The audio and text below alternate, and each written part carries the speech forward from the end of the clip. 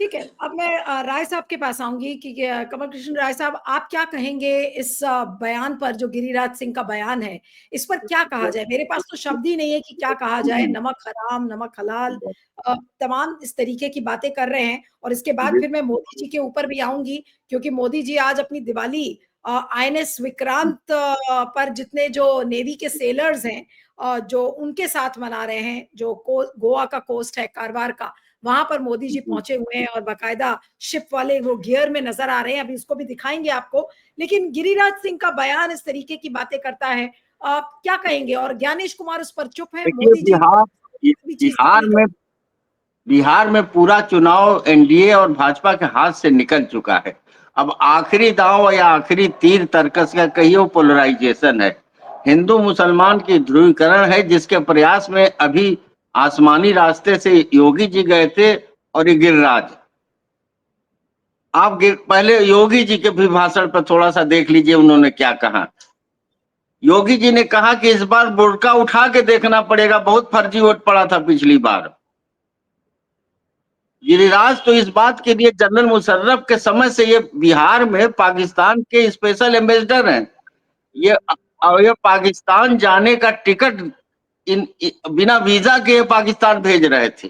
आपको याद है 2020 के चुनाव में क्या कह रहे थे? और इनके आका क्या कह रहे थे, अमित शाह, कि यहाँ ये लोग जीतेंगे तो पटाखा कराची में बजेगा। इनके आका अमित शाह दिल्ली में क्या कह रहे थे कि बटन को इतने जोर से दबाओ कि शाहीन बाग में जाके उसकी आवाज सुनाई पड़े। गिरिराज किशोर, और दूसरी देखिए, गिरिराज किशोर को माफ कर दीजिए और योगी जी को भी माफ कर दीजिए, गिरिराज सिंह, लेकिन उसको कैसे माफ कर देंगे जो पवित्र कुर्सी चुनाव आयोग का मुख्य चुनाव आयुक्त है, जिसका जिम्मा है, जिसके सामने नजीर है प्रेसिडेंट, कि हेट स्पीच पर उसने वोट देने का अधिकार उस चुनाव में बाल ठाकरे से छीन लिया था। हेट स्पीच पर उन्होंने एक एक हफ्ते प्रचार पर रोक लगा दिया था। उसके बाद के मेरे ख्याल से कुरैशी साहब ने रोक लगाई थी। 132 हेट स्पीच सिर्फ मोदी जी ने 2019 के चुनाव में था, जिसमें श्रीमती सोनिया गांधी पर पर्सनल कमेंट थे, उनके महिला होने पर, उनके विदेशी होने पर, उनके विधवा होने पर और उनके बच्चों पर। इस हेट स्पीच का संज्ञान हमारा वो ज्ञानेश गुप्ता क्यों नहीं ले रहा है, जो कि आरपी एक्ट में, रिप्रेजेंटेशन ऑफ पीपुल्स एक्ट के धारा 123(3) और 125 में संज्ञेय अपराध, इनकी गिरफ्तारी भी हो सकती है। ये हमारे जो आईपीसी था, हम तो नया कानून देखना पड़ेगा, 153A, 295A और 505(2) में संज्ञेय अपराध है। क्यों नहीं गिरिराज किशोर को तत्काल कहा जाए कि आप बिहार छोड़कर दूसरे प्रांत में जाइए और चुनाव प्रचार पर आपके रोक लग रहा है। यह इतना बड़ा भ्रष्टाचार का केंद्र चुनाव आयोग हो रहा है, जो एसआईआर के जरिए तो उसने पूरा तहस नहस करने की कोशिश की, गरीबों का और मुसलमानों का। और सिर्फ सीमांचल के 5 जिलों में 10 लाख वोट काटा, जहां पर 70% तक मुसलमान है। दलितों का वोट काटा, मुसहरों का वोट काटा, अति पिछड़ों, महाल दलितों का वोट काटा। और अब इस पे भी नहीं बन रहा है, इस पे भी नहीं बन रहा है कि साहब महागठबंधन में झगड़ा हो जाए। एक एक सीट पर मिलजुल कर लड़ रहे हैं, 2-3 सीटों को छोड़कर। और यहाँ जूतम पैजार हो रहा है। यहाँ आज तक ये वो वीडियो कोई देख नहीं पाएगा कि वो ये जो अमित शाह और नीतीश बाबू में बात हुआ कि झगड़ा हुआ कि झड़प हुआ कि तूते मैं हुआ 15 मिनट के अंदर। 15 मिनट में बात खत्म। और नीतीश बाबू ने अपना कैंडिडेट जो है चिराग पासवान जहां को दिया था, इनके चमचों और दलालों ने, जो भाजपा के एजेंट, वहां अपना कैंडिडेट घोषित कर दिया। तो गिरिराज सिंह तो ज्ञानेश गुप्ता का एक प्रतिनिधि है, भाजपा का प्रतिनिधि है, संघ का प्रतिनिधि है।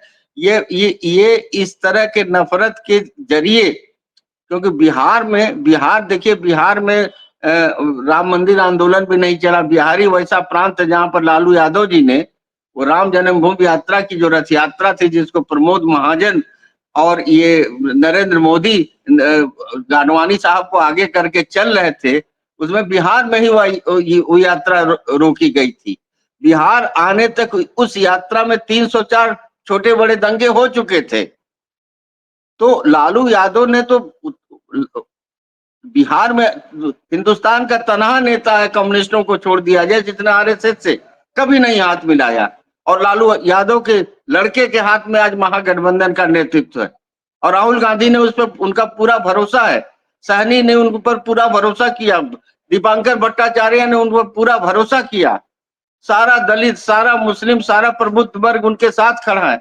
तो गिरिराज सिंह के सामने अब कोई चारा ही नहीं है कि ये कहें कि साहब कि ये और ये पहली बार थोड़े करें। पश्चिम बंगाल में जो टीएमसी छोड़कर गया था एक नेता भाजपा का, उसने कहा कि जो वेलफेयर स्कीम, मुसलमानों को वेलफेयर स्कीम का लाभ नहीं देना चाहिए, स्पष्ट कहा था कि बंगाल में मुसलमानों को 5 किलो अनाज हो, चाहे मकान हो, चाहे शौचालय हो, इन सुविधाओं से वंचित किया जाना चाहिए, क्योंकि ये गद्दार है, ये वोट नहीं कर रहे हैं। फैजाबाद में जब भाजपा हार गई तो गांव गांव में अति पिछड़े और गरीब और मुसलमान और दलितों को मारा सवर्ण सामंतों ने कि तुम लोग साले पैसा लेते हो हमसे, अनाज हमारा खाते हो, जमीन पे हमारे गुजरते हो, हमारा हरवाही चरवाही करते हो, तुम लोगों ने भगवान राम की नगरी में हरा दिया। भाजपा गांव गांव में मारे गए थे गरीब लोग। तो ये तो पूरा, ये सिर्फ इनके लिए थोड़े है कि मुसलमानों को ही टारगेट कर रहे हैं, दलितों को भी टारगेट कर रहे हैं। एक हफ्ते के अंदर आपने देखा 3 घटनाएं हुई, जिसमें एक बहुत गरीब मजदूर था ओम प्रकाश वाल्मीकि, उसको किस तरह पटक पटक के मारा। एक आईपीएस अफसर दलित, उसने आत्महत्या किया, और भारत का जो सबसे बड़ा न्यायपालिका का सर्वोच्च आसन है उस पर जूते फेंके गए गवई साहब पे। तो ये तो दलित हो चाहे मुसलमान हो, संघ की नीति में इनको नहीं क्षमा किया जाएगा। भाजपा के सामाजिक जो समरसता का कार्यक्रम है, इसमें दलित, क्रिश्चियन, मुसलमान, कम्युनिस्ट के लिए कोई जगह नहीं है। तो गिरिराज किशोर तो उस जहरीली पॉलिटिक्स का हिस्सा है। लेकिन मेरा सवाल नीलू जी ज्ञानेश गुप्ता से है। ज्ञानेश गुप्ता, मैं आज पिटीशन करूंगा। बहुत अच्छा हुआ कि आपने मुझे एक ऐसे विषय पे बोलने का मौका दिया कि मैं इसके कानूनी और संवैधानिक पक्ष को समझ लिया 1 घंटे के अंदर। हमारे नाम लेते नहीं, लेकिन सुनील शुक्ला जी इस पे बोल चुके थे, मैंने इनको फोन लगा के इनसे सारी बातें समझी। मैं तो आज ही पिटीशन करूंगा इलेक्शन कमीशन पे कि he should be stop from campaigning in Bihar assembly election. Giriraj Singh और योगी जी को हेलीकॉप्टर बिहार में नहीं उतरना चाहिए अगर वो बुड़का उठाने वाले भाषण पर क्षमा नहीं याचना करते, वापस नहीं लेते तो। बिल्कुल बिल्कुल ठीक है। अब मैं राय साहब के पास आती हूँ कि राय साहब, एक तरफ मोदी जी सेना की पोशाक पहनकर और ऑपरेशन सिंदूर पर बड़ा बड़ा नौटंकी करके ये बता रहे हैं कि देखिए हम पाकिस्तान को घुटने पर लेकर आए। दूसरी तरफ राहुल गांधी का एक वीडियो आता है जिसमें कि वो मिठाई और चांदनी चौक की वो पुरानी दुकान, उसके बारे में बात कर रहे हैं और वो लोगों से कह रहे हैं कि भाई आपने अपना त्योहार कैसे मनाया उसको आप साझा करिए।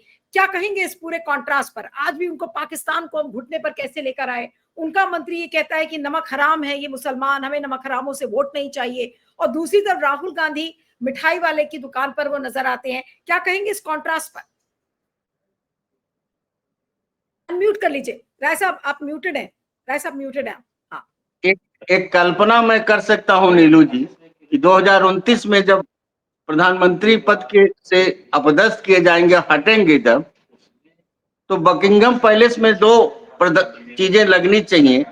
एक तो ब्रिटिश महाराज के पोशाकों की एक नुमाइश हो, एक प्रधानमंत्री के सारे पोशाकों की नुमाइश हो, और ये थोड़ा सा देखा जाए कि भारत के प्रधानमंत्री कपड़े लत्ते में क्या ब्रिटिश महाराजा से भी ज्यादा संपन्न है और विविधतापूर्ण है। क्योंकि जब वो ऊनों में चीता छोड़ने जाते हैं तो उनका कैप, उनका चश्मा, उनका कैमरा, उनका हैट, उनका कोट अलग है। जब दक्षिण में जाते हैं, जब वायु सेना में जाते हैं, जब आईएनएस विक्रांत के ऊपर चढ़ते हैं, जो जहां मतलब इस आदमी ने भारत के गरीबी का ऐसा मजाक उड़ाया, जैसे मजाक उड़ाने की कोशिश जो है वो फ्रांस के साम्राज्ञी ने किया था कि भूखे लोग को ब्रेड नहीं मिल रहा तो केक क्यों नहीं खाते, या रोटी नहीं मिल रहा तो ब्रेड क्यों नहीं खाते हैं। बिल्कुल बिल्कुल। इस तरह के मजाकिया अंदाज में ये तस्वीरें उस देश में बिल्कुल शोभा नहीं देती। आपको पता है कि भारत में जब खान अब्दुल गफ्फार खान आए थे, जो गांधी थे, उनके कंधे पे झोला था। फोटो देख लीजिए, जयप्रकाश जी और इंदिरा जी उनको रिसीव कर रहे थे। एक कुर्ता पैजामा जो पंजाबी सूट पहने थे, एक उनमें रखे थे। आपको पता, माओ से तुंग के पास एक कोट थी जिसके कॉलर फटी हुई थी, जो और शायद उसी सादगी और समर्पण के कारण आज चीन दुनिया की महाशक्ति है और अमेरिका उसके सामने कांप रहा है।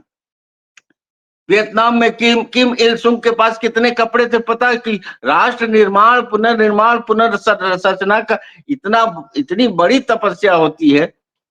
कोई देखा है जाके आनंद भवन में और दिल्ली म्यूजियम में कि नेहरू जी के का जो जैकेट, जिसको नेहरू जैकेट, कितनी मोटी खादी का बना था। इस विलासितापूर्ण जीवन शैली को में ऐसे देश का प्रधानमंत्री जो 80 करोड़ रुपए लोगों को कह रहा है कि 5 किलो अनाज देकर मैंने जिंदा किया हुआ है, जाकर बिहार में कह रहा है कि 8 करोड़ लोग यहाँ मेरे दिए हुए अनाज पे भोजन कर रहे हैं। और उसके बाद वो एक एक मतलब जहाज के अंदर कपड़ा बदलने वाला प्रधानमंत्री। इलाहाबाद में आए थे, कश्मीर गए, यहां से उतरते समय पूरा ड्रेस ही चेंज था। जहाज के अंदर कपड़ा बदलने वाला प्रधानमंत्री। और यहाँ क्या है, बिहार का चुनाव, और पहली बार देखे नीलू जी, ये बहुत खतरनाक बात है, हमारे संविधान ने सेग्रीगेशन किया है कि जुडिशरी अलग है, एग्जीक्यूटिव अलग है और लेजिस्लेचर अलग है और सेना बिल्कुल अलग है। सेना से कोई मतलब नहीं कि राजनीति में। और पहली बार सेना अध्यक्ष या उनके उनके कद का एक ने अभिभाषण देकर कहा कि पाकिस्तान अगर अगली बार टकराया, अगर सिंदूर का पार्ट 2 हुआ, तो पाकिस्तान न इतिहास में रहेगा न भूगोल में रहेगा। क्या आर्मी जनरल को इस तरह के पॉलिटिकल इंटेंट की बातें कहने का, जहां युद्ध ही ना हो, जहां कोई सीमा पर टकराव ना हो, जहां क्रिकेट मैच चल रहा हो, जहां पर हॉकी मैच चल रहा हो आपस में, वहां क्या आर्मी जनरल को यह कहना चाहिए? आपने ऑपरेशन सिंदूर के जरिए भारत के सेना को बिल्कुल पॉलिटिकल डिस्कोर्स में उनके अधिकारियों को डाल दिया। 3 महीने बाद आर्मी चीफ, एयर चीफ कह रहा कि हमने इतने जेट मारे, इतने सेबर जेट मारे, इतने नेट विमान मारे। सारी दुनिया जब आपके राफेल का नंबर तक बता दिया अमेरिका ने कि कौन से जहाज थे, और ये भी बता दिया कि आपका पायलट किस अस्पताल में इलाज करा रहा है। हमारे एक बहुत महत्वपूर्ण अधिकारी ने विदेश में जाकर जो अंतरराष्ट्रीय मंच पे कहा कि हमको कुछ घाटा हुआ, आप बता नहीं पा रहे कि हमारे जहाज गिरे। हम तो गर्व से कहते हैं कि हमारे वायु सैनिकों ने, हमारे रॉकेट ने उनके कितने एयर स्पेस को ध्वस्त कर दिया, आतंकियों के ठिकाने ध्वस्त कर दिया। लेकिन अमेरिका ने आपका गिरेबान पकड़ के युद्ध रुकवा दिया। आप बेशर्मी से संसद में भी नहीं कह पाए, संसद के बाहर तो कहते थे।